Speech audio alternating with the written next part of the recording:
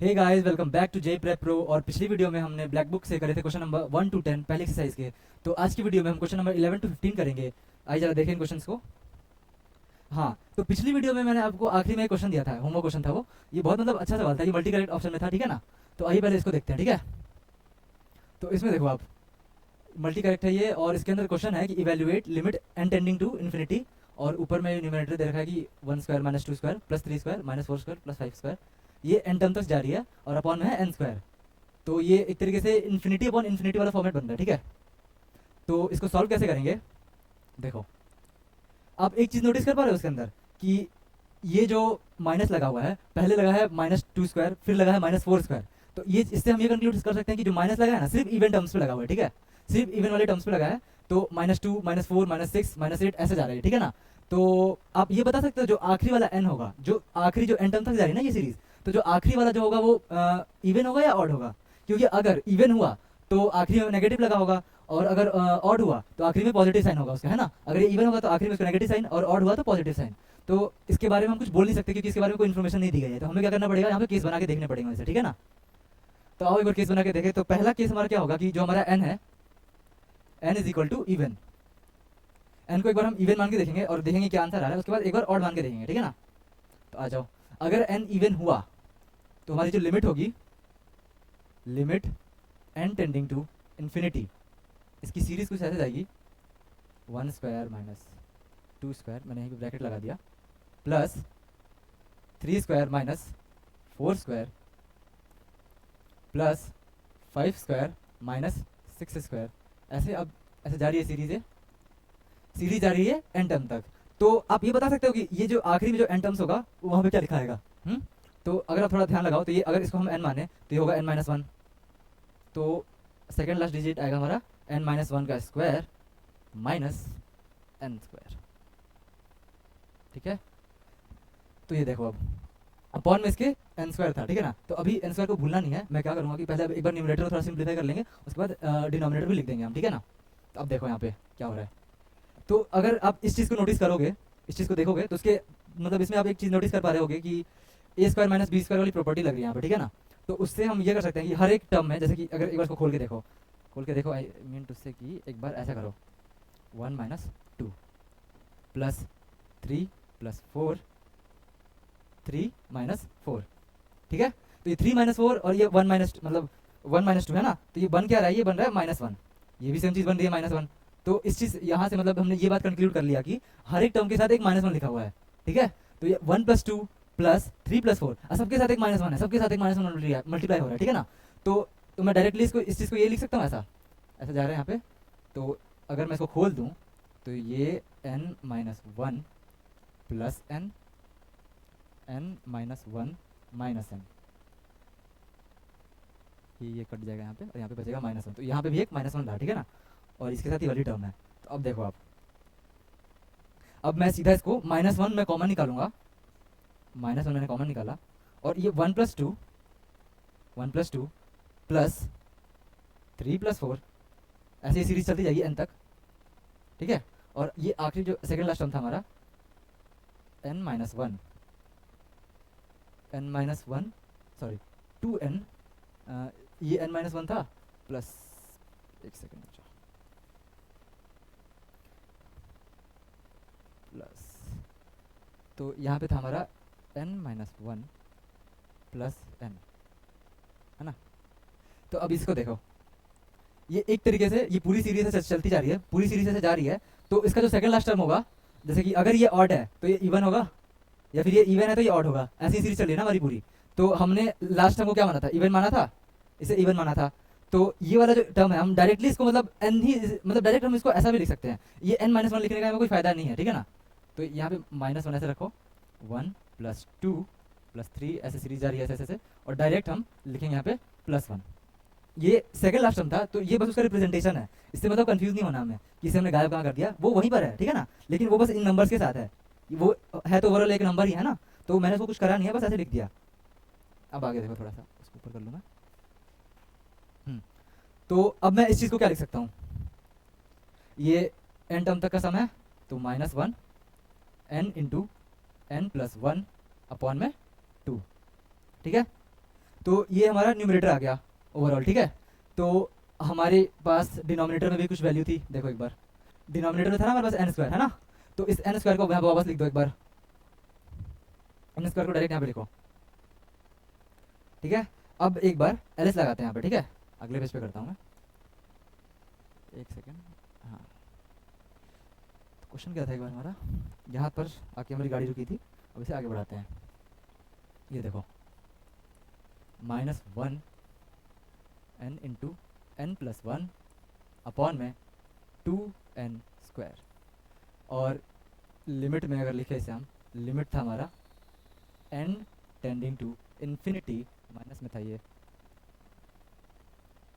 तो एक बात देखो, अगर हमारा लिमिट n टेंड कर रहा है इन्फिनिटी को, है ना, तो अपॉन इन्फिनिटी फॉर्मेट बन रहा है दोबारा से, और ऊपर वाले अगर हम इक्वेशन की वो देखें, हाईएस्ट पावर देखें तो 2 है, तो n इंटू एन करेंगे तो n स्क्वायर बनेगा, तो पावर 1 है 2, और इसका कोफिशिएंट क्या होगा, इसका कोफिशिएंट 1 होगा, तो ऐसे हमारा 1/2 आ जाएगा यहाँ पे, इसका कोफिशिएंट 2, उसका कोफिशिएंट 1, तो ये प्रॉपर्टी होती है हमारी। अब 1 माइनस मतलब -1 से मल्टीप्लाई हो जाएगा, इसको हटाओ यहाँ से, तो डायरेक्ट हमारा आंसर आएगा हाफ। अगर हमारी जो n जो हमारा जो लास्ट टर्म है अगर वो इवन हुआ तो हमारा लिमिट का वैल्यू आ रहा है -1/2, ठीक है। अब दूसरा केस बना के सॉल्व करेंगे, उसमें देखेंगे अगर n ऑड हुआ तो क्या होगा। अगला केस जो है हमारा, इफ n इज ऑड, ठीक है। तो अगर n ऑड हुआ तो एक बार क्वेश्चन देख लूं मैं क्या था, देखो अगर n ऑड हुआ तो आखिरी जो डिजिट होगा वो पॉजिटिव होगा नेगेटिव होगा, हाँ बिल्कुल पॉजिटिव होगा, ठीक है ना। अगर n ऑड हुआ तो जो लास्ट टर्म होगा वो जो nth डिजिट होगा वो पॉजिटिव होगा। तो आ जाओ करें, 1 square minus 2 square plus 3 square minus 4 square ऐसे जा रहा है, और जो लास्ट टर्म होगा n स्क्वायर है ना लास्ट टर्म, तो नहीं n है ना, तो ये n है। तो देखो n तक जा रही है ये सीरीज, तो ये चीज़ तो आखिरी में हमारी आएगी पॉजिटिव ही, हमें इतना तो पता चल गया है ना। तो इसका जो सेकंड लास्ट टर्म था, इसको लिखते कैसे हम, कि इसको सेम देखो सेम तरीके से जैसे हमने वो वाला सॉल्व करा था ना, वैसे ही अब मैं डायरेक्ट इसको लिख रहा हूँ।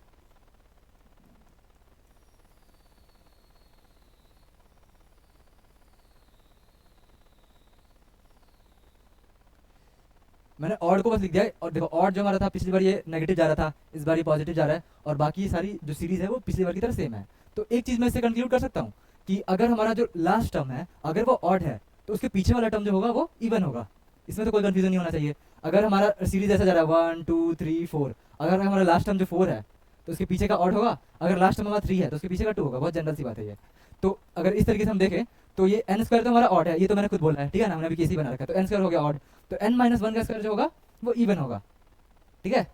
अगर n माइनस 1 का स्क्वायर इवन होगा तो हमने अगर n टर्म्स तक अगर हम इवन का सम निकालें तो हमारा आंसर आ रहा था -1/2, डायरेक्ट लिमिट लगा दिया मतलब यहाँ पे। तो मैं उतना डायरेक्ट नहीं करूँगा ताकि आपको एकदम ब्लैंक ना हो जाए सब एकदम, थोड़ा सा मैं स्टेप देखूंगा। यहाँ पे देखो हमारा ये जो चीज़ थी, ये जो चीज़ है हमारी, एक सेकेंड देखो ये जो चीज़ है हमारी यहाँ तक तो वही बन रही है वो, अब बस एक्स्ट्रा n स्क्वायर ऐड हो गया इसके अंदर, ठीक है ना। तो अब मैं क्या करूँगा कि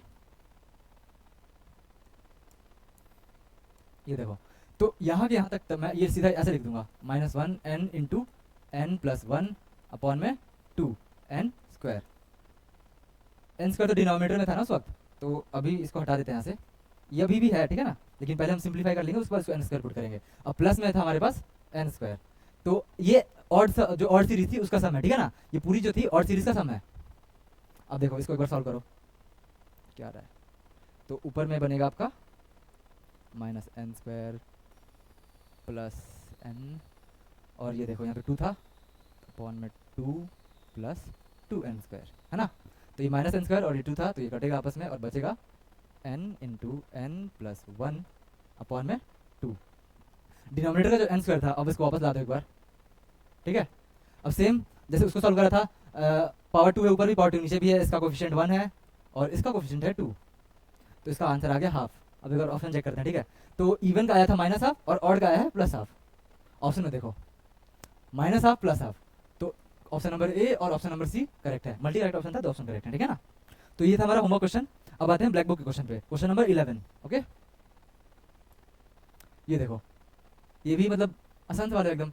इसके अंदर बोला क्या है हमें कि limit x tending to pi by two है, और ऊपर में साइन एक्स है न्यूमरेटर में, और डिनोमिनेटर में कॉस इनवर्स के अंदर है ये फंक्शन दे रखा है पूरा अपना, ठीक है। और ये देखो, ये जो ब्रैकेट्स है नॉर्मल नहीं है, वो ग्रेटेस्ट इंटीजर फंक्शन लगा रखा है वहाँ पे, ठीक है ना। तो इसको सॉल्व कैसे करेंगे, तो यहाँ पे देखो, इसके अंदर हाफ 1/4 इंटू, पहले डिनोमिनेटर को थोड़ा सिंप्लीफाई करेंगे, उसके बाद साइन एक्स तो एकदम सिंपल से बैठा बेचारा ऊपर।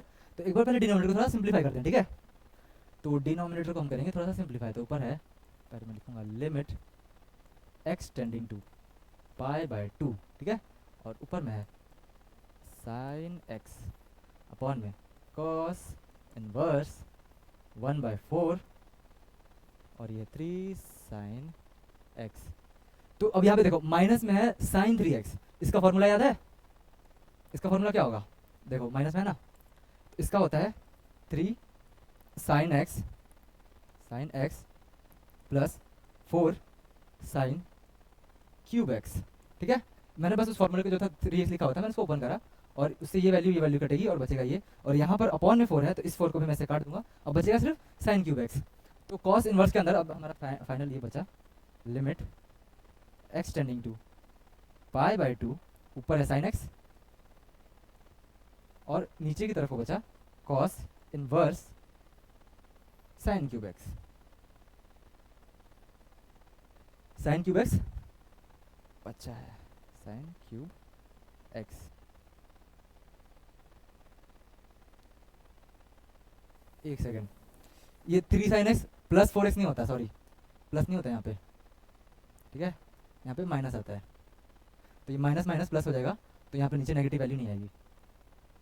ये था किसके अंदर में, ग्रेटेस्ट इंटीजर के अंदर में, ठीक है ना। अब हमारा x को देखो पाई बाई टू को टेंड कर रहा है, x जो है हमारे को पाई बाई टू को टेंड कर रहा है, और जब भी साइन क्यूब x के अंदर अगर x पाई बाई टू को टेंड करेगा, पाई बाई टू को टेंड करेगा, तो जो हमारी वैल्यू होगी वो 1 से थोड़ी सी छोटी को टेंड करेगी, मतलब 1, अगर x जो हमारा टेंड करेगा पाई बाई टू को, तो जो हमारी वैल्यू जो साइन क्यूब x वाली वैल्यू होगी वो टेंड करेगी 1 माइनस को, मतलब 1 से थोड़ी सी छोटी। अब ये देखो 1 से थोड़ी सी छोटी वैल्यू होगी तो ग्रेटेस्ट इंटीजर से बिल्कुल भी वो नहीं दिखाएगा, और उसको डायरेक्ट 0 बना देगा, ठीक है। तो limit x tending to pi by two sine x, और कॉस के अंदर इसको, ये डायरेक्ट पाई बाई टू बैठ रहा था ना यहाँ पे, तो इसको इसने 0 बना दिया, ओवरऑल ये वैल्यू 0 है, तो कॉस इनवर्स में अगर 0 है तो इसकी वैल्यू जाती है 1 को, और ये पाई बाई टू भी जाएगा 1 को, 0 है ना ये। एक सेकेंड,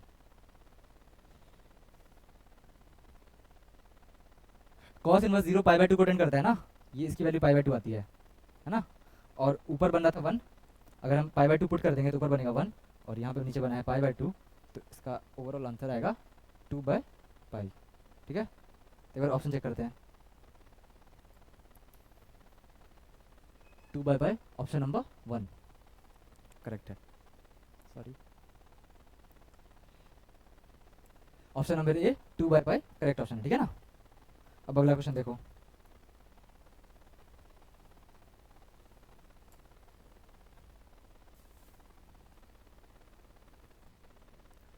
हाँ तो देखो इस क्वेश्चन में क्या है, let f be a continuous function on r such that f के अंदर में 1/4 is equal to sine e की पावर में n, और उसके बाद है मल्टीप्लाई में ई की पावर में माइनस एन स्क्वायर, ठीक है, और उसके बाद एन स्क्वायर अपॉन में एन स्क्वायर प्लस 1। तो क्वेश्चन देखने में थोड़ा सा मतलब भयानक सा लग रहा है, लेकिन उतना खास इसमें कुछ है नहीं, एक चीज़ क्लिक करेगी और आपको ऐसे ही हो जाएगा सॉल्व, ठीक है। तो इसमें देखो इसका ऐसा सीन है ना यहाँ पे, कि ये बोल रहा है एफ ऑफ 0 पे इसकी वैल्यू बताओ, एफ ऑफ 0 पे इसकी वैल्यू बताओ कि इसकी वैल्यू क्या होगी। अगर 1/4 पे इसकी वैल्यू अगर ये आ रही है, तो अगर 0 पुट करेंगे तो क्या होगा, तो उसको 0 बनाने के लिए देखो f के अंदर में 4 था, ठीक है ना। अगर ये 4 है और हमें इस चीज़ को 0 टेंड करवाना है, अब हमें इसी चीज़ को 0 बनाना है, तो n हमारा इन्फिनिटी को टेंड करना चाहिए, कि अगर फ्रैक्शन के अपॉन में डिनोमिनेटर में अगर बहुत बड़ा नंबर आ जाए तो 0 बन जाता है, जनरल सी बात है ये। तो अगर हमारा n टेंड करेगा इन्फिनिटी को, तो ये ओवरऑल जो वैल्यू बनेगी वो बन जाएगी 0, तो ये बन जाएगा f ऑफ 0। अगर n इन्फिनिटी को टेंड हुआ तो वो अपने आप 0 बन जाएगा, और ये पूरी इक्वेशन भी वैसे सेटिस्फाई कर जाएगी, ठीक है ना। तो अब देखो, एक सेकंड रुक जाओ, नहीं करते हैं, देखो, तो अब हमारा जो मेन जो क्वेश्चन बन गया, limit n tending to infinity is equal to sine e n e की पावर में माइनस एन स्क्वायर, ठीक है। अब ये है यहाँ पे प्लस एन स्क्वायर अपॉन में एन स्क्वायर प्लस वन, ये देखो। तो अब एक चीज़ देखो, सबसे पहले तो अगर n टेंडिंग टू इन्फिनिटी है तो ये इन्फिनिटी वन इन्फिनिटी फॉर्मेट बना, तो n स्क्वायर का जो कोफिशिएंट है वो क्या है, वन है, इसका कोफिशिएंट भी वन है, ठीक है। तो ये डायरेक्टली ये पूरी वैल्यू जाएगी वन को, बचा ये। तो अच्छा एक बात बताओ, साइन एक्स का जो डोमेन होता है वो कितने तक जाता है, minus infinity to plus infinity. Sine बोलता है कि आप हमें minus infinity to plus infinity value दे दो, मैं कोई दिक्कत नहीं है, लेकिन मैं जवाब माइनस एक से एक तक ही दूंगा, ठीक है। आप इसके अंदर कोई सी वैल्यू डाल दो, वो जवाब तो माइनस एक से एक के बीच में देगा, ठीक है ना। ये बात सबको क्लियर होगी एकदम। तो अगर मैं इसके अंदर ई की पावर में अगर मैं इन्फिनिटी भी चढ़ा दूं तो इसका जवाब तो रहेगा माइनस एक से एक के बीच, और एक बार इसको अपॉन में लिखो ई की पावर में एन स्क्वायर, ठीक है ना। मैंने बस इसको नीचे की तरफ लिख दिया क्योंकि माइनस में था पावर, ठीक है ना। तो अब ये देखो, वो पूरी वैल्यू तो हमारी वन बन गई। अब इस वैल्यू को देखो, ऊपर में कोई एग्जैक्ट नंबर है, अब हम n को कुछ भी डालेंगे उस हिसाब से, तो ये माइनस वन से वन के बीच में वैल्यू दे रहा है। अब ई की पावर में एन स्क्वायर है, ठीक है ना। तो ई की पावर में एन स्क्वायर है, अगर n इन्फिनिटी को टेंड हुआ तो डिनोमिनेटर बहुत बड़ा नंबर बन जाएगा, तो उस हिसाब से ये वाली वैल्यू जाएगी इन्फिनिटी। डिनोमिनेटर अगर इन्फिनिटी बना तो ये जो फ्रैक्शन होगा पूरा वो आपका बन जाएगा जीरो, है ना। तो अगर ये फ्रैक्शन जीरो, मतलब ये वाली पूरी वैल्यू हमारी जीरो बन गई, जीरो, और ये वाली वैल्यू हमारी बन गई थी वन, तो जीरो प्लस वन वन। देखो ये कितना आसान था, हल्का सा बस इसमें पेन उठाने की जरूरत नहीं थी, आप इसको आंखों से देख के कर सकते थे, ठीक है। आंखों से देखा हुआ सवाल था, मतलब आंखों से देखो और सॉल्व कर दो ऐसा। अगला क्वेश्चन देखो, अगला क्वेश्चन है limit x tending to I minus, I मतलब यहाँ पे इंटीजर डिनोट कर रखा है, बता रखा है आई इज इंटीजर, और उसके बाद ये जो क्वेश्चन दे रखा है हमें ई टू द पावर में fractional part of x minus में fractional part of x minus one upon में फ्रैक्शनल पार्ट ऑफ एक्स का स्क्वायर दे रखा है, ठीक है। तो इसको सॉल्व कैसे करेंगे, एक देखो, इसको सॉल्व करने का एक लंबा तरीका भी है, एक छोटा तरीका भी है। लंबा तरीका का मैं थोड़ा सा बता देता हूँ कि इसमें करोगे क्या आप, कि आप x इज इक्वल टू होता है ना ग्रेटेस्ट पार्ट ऑफ इंटीजर, और ये रहा फ्रैक्शनल पार्ट ऑफ फंक्शन, है ना। x की वैल्यू होती है, तो आप इसको इधर भेजो, नेगेटिव में जाएगा, और आप इसकी जगह वो पुट करो, और उसको एकदम मतलब एल एच लगाओ, पूरा सॉल्व करो, वो बहुत मतलब लंबा तरीका पड़ जाएगा, ठीक है। मैं क्या करने वाला हूँ यहाँ पे, अभी मैं बनाऊंगा फ्रैक्शनल पार्ट ऑफ इंटीजर का ग्राफ। कैसा बनता है फ्रैक्शनल पार्ट ऑफ इंटीजर का ग्राफ, कैसा बनता है, सॉरी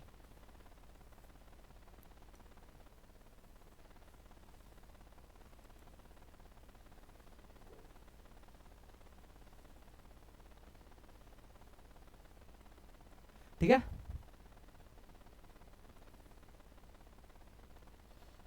ये देखो एक बार, ये है वन, और ये वन है और ये जीरो, तो ये है हमारा फ्रैक्शनल पार्ट ऑफ इंटीजर का ग्राफ, ठीक है। तो इसके अंदर होगा क्या, हमारा बोल रहा है एक्सटेंड कर रहा है आई माइनस को, मतलब कोई सा भी इंटीजर लो उससे एकदम थोड़ा कम, आई माइनस मतलब कोई सा भी इंटीजर में थोड़ा कम वैल्यू। तो अच्छा एक बात बताओ, अगर ये वैल्यू हमारी वन है,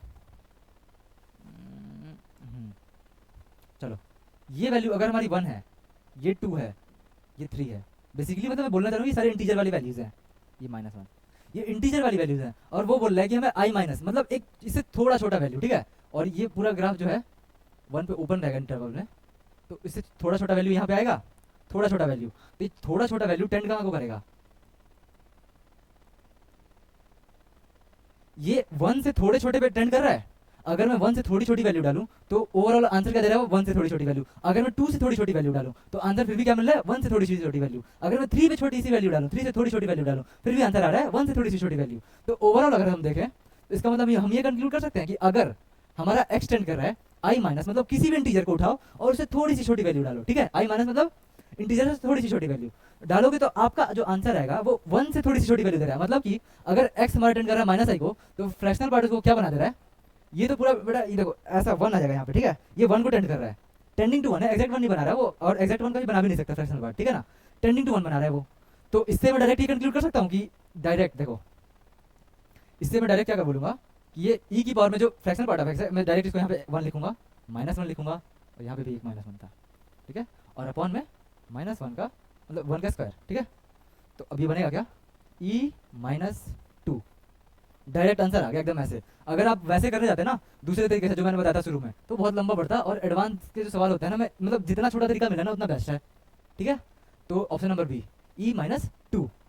ठीक है ना। अब अगला क्वेश्चन देखो, अगला क्वेश्चन क्या है।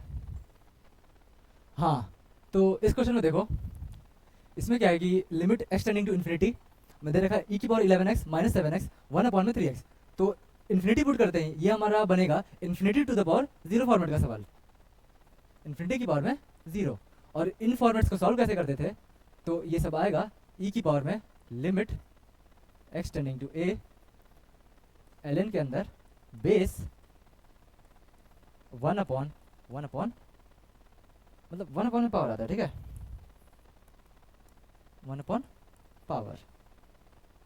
उस हिसाब से अगर हम यहाँ पे सॉल्व करेंगे इसको, ई की पावर में लिमिट एक्सटेंडिंग टू इन्फिनिटी, तो एल एन के अंदर बेस अपना पुट करो, एल एन के अंदर में ई की पावर में 11x माइनस 7x 1 और 1 अपॉन में पावर देखो 1 अपॉन 3 है ना, तो 1 अपॉन में 1 अपॉन 3, तो 1 अपॉन 3x। तो अब अगर आप ध्यान से देखो, अब अगर ध्यान से देखोगे तो ये जो अगर एक्स टेंडिंग टू अगर इन्फिनिटी करेगा ना, तो ऊपर बन रहा है इन्फिनिटी, नीचे बन रहा है इन्फिनिटी, तो ये बन गया अब हमारा इन्फिनिटी अपॉन इन्फिनिटी का क्वेश्चन। अब हम इसके अंदर अपना एल एच इस्तेमाल कर सकते हैं। ठीक है, न्यू अचीवमेंट अनलॉक। तो अब ये देखो, यहाँ पे क्या करेंगे, अभी एल एच लगाओ, तो एल एन एक्स का हो जाता है 1 अपॉन एक्स, तो एक्स क्या हमारा है ई की पावर में 11x माइनस 7x। ऊपर में क्या है, मतलब यहाँ पे ये तो ओवरऑल मतलब ये पूरी वैल्यू जा रही थी हमारी 3x को। तो अब ये देखो, हाँ चेन रूल से अब हम इसको डिफ्रेंशिएट करेंगे, तो यहाँ पर आएगा ई की पावर 11x को करेंगे तो 11 डॉट ई की पावर 11x माइनस 7 आएगा सिर्फ। ओके, 7 आया। अब ये देखो, नीचे था 3 था, इसको डिफ्रेंशिएट करा 3 आया, 3 इस पूरे से मल्टीप्लाई हो रहा है। तो अब 11 को कांस्टेंट है यहाँ रखो, 3 को यहाँ रखो, और अब देखो ई की पावर 11x अब डिफ्रेंशिएट करो, तो 11 आया डॉट ई की पावर 11x 7 का बन गया 0। अब नीचे देखो, नीचे भी सेम था, तो 11 यहाँ पर भी आया एक, और यहाँ बना 11x माइनस 7। ठीक है, ये बना। अब एक बार और एल एस लगाओ, एल एस लगाने में ना आलस नहीं करना है, लगाते जाना है जब तक ना हो। अब ये देखो, एक और 11 आएगा, और ई की पावर 11x, यहाँ देखो 11 आया। अब इसको डिफ्रेंशिएट करोगे तो एक और 11 आएगा, और 7 तो बन गया 0, तो बचा सिर्फ ई की पावर में 11x। ठीक है, अब क्या ये वाली वैल्यू कट जाएगी इससे, बिल्कुल कट जाएगी, बचेगा क्या 11 अपॉन 3। ठीक है, और ये सब पूरा का पूरा खेला चल किस चीज़ पे रहा था, मतलब ई की पावर में चल रहा था ना ये सब, तो ई की पावर में 11 upon 3, option number D correct है। ठीक है, चलो अगला क्वेश्चन क्या है, तो देखो अगला क्वेश्चन है लिमिट एक्सटेंडिंग टू जीरो, और एकदम गंदा सा एक्सप्रेशन दिया है। तो देखो, जो एडवांस के सवाल जो कुक करते हैं ना, वो एक नंबर के प्रोफेशनल सेफ होते हैं। वो अगर ऐसा सवाल कुक करेंगे ना, कि पहले तो देखते ही बंदा डर जाए कि है क्या चीज़, उसको हाथ ना लगाए, इतना गंदा सवाल ऐसे फ्रेम करेंगे वो। हालांकि एडवांस का नहीं है, ब्लैक बुक का है, लेकिन एडवांस के सवाल भी से बहुत मिलते जुलते होते हैं। तो इसके अंदर देखो, यहाँ पे कुछ हमारा पीएनसी का ये सब दे रखा है, बन जाएगा यहाँ पे, अभी पता चलेगा आपको। और ये ओवरऑल मतलब अच्छा क्वेश्चन है, मतलब एक चीज़ अगर क्लिक कर गई आपको तो ये देखो, limit x tending to zero 1 minus 2x की पावर n, और ये सिग्मा वाला नोटेशन दे रखा है r0 टू n, और ncr की वैल्यू में ये दे रखी है, और उसके पावर में है r, इसके होल पावर में है 1 अपॉन x। ठीक है, तो आ जाओ। अब एक चीज़ देखो, क्या इस चीज़ को देखते ही आपके मन में लड्डू फूटा? हाँ, देखो अगर इस पूरे को मैं x मान लूँ, इस पूरे टर्म को, तो क्या इसकी वैल्यू 1 प्लस एक्स की पावर r बन जाएगी? ये मत पूछना कैसे हुआ, ठीक है ना, उसके लिए पुराने चैप्टर्स पढ़ने पड़ेंगे आपको। ठीक है, तो अगर मैं इसको, अभी तो एक्स के टर्म में लिखा है, तो मैं इसको टी वी मान सकता हूँ, 1 प्लस टी की पावर r ऐसा बन जाएगा सीधा। ये पूरा मतलब एक इतना सा बन जाएगा। तो आज इसको बना के देखो, सॉरी एन तक जाता है, ये एन तक जाएगा, और इसकी पावर में है r, मतलब इस पूरे के पावर में है r। तो आ जाओ करें, तो limit x tending to zero, ये पूरी वैल्यू जो है हमारी, पहले एक बार इसको लिख लो यार, 1 माइनस 2x की पावर में n, sigma notation r is equal to 0 से लेके n तक, और ये है n c r, ठीक है। और इस पूरे को मैंने अगर x मान लूँ तो ये r है। अगर मैंने ऐसे कर दिया इसको, अब देखो अब क्या होगा, लिमिट, ये क्या कर रहा है मैंने, limit x tending to 0 1 minus 2x की पावर n, अब ये सीधा बनेगा 1 प्लस x की पावर में है n की पावर में है r, नहीं सॉरी देखो, ये पावर r वार कुछ नहीं है, बस इतना बनेगा x 1 प्लस x की पावर में n। अब ये पूरा बन रहा है ऐसा, ठीक है। तो अब ये पूरी वैल्यू भी बनी, लेकिन हमने x को क्या माना था, ये पूरी वैल्यू मानी थी, तो अब यहाँ पे x पुट कर दो, वैल्यू जो है 1 माइनस 2x की पावर में है n। अब ये देखो 1 प्लस में, अब ये पूरी वैल्यू रखो, x plus x square upon में 1 माइनस 2x, ठीक है।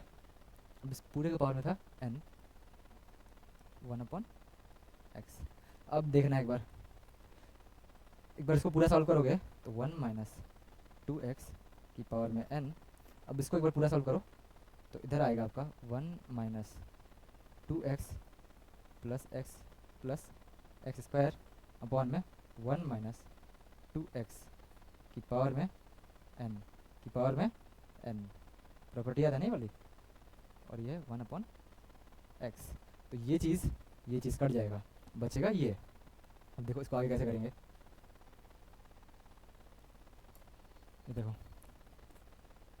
इसको सॉल्व करो तो आएगा 1 minus x plus x square, 1 minus x plus x square की पावर में है n की ओवरऑल पावर में है n अपॉन x। मैंने इसको पावर को मल्टीप्लाई कर दिया आपस में, तो ये n अपॉन x बन गया, ठीक है।